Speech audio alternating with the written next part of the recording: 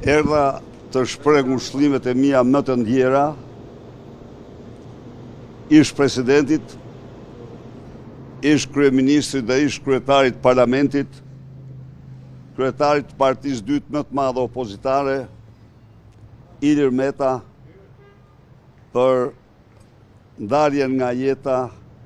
të babait të tij, një njeri i respektuar, një njeri i nderuar, një njeri i devotshëm,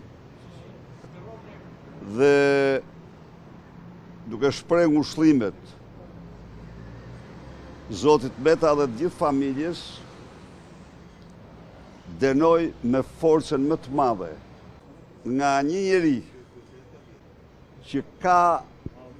në shpirt trashëgimin e babait të xhelat për kundërshtarin politik. Ilir Meta ka absolutisht gjithçka të montuar dhe politike, një fars e turpshme, një fars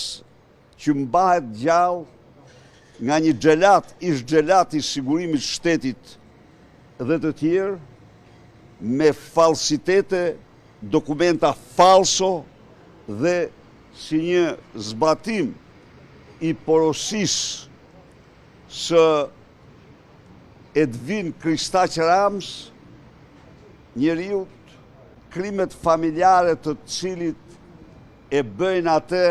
më kriminal se sa etrit e tij.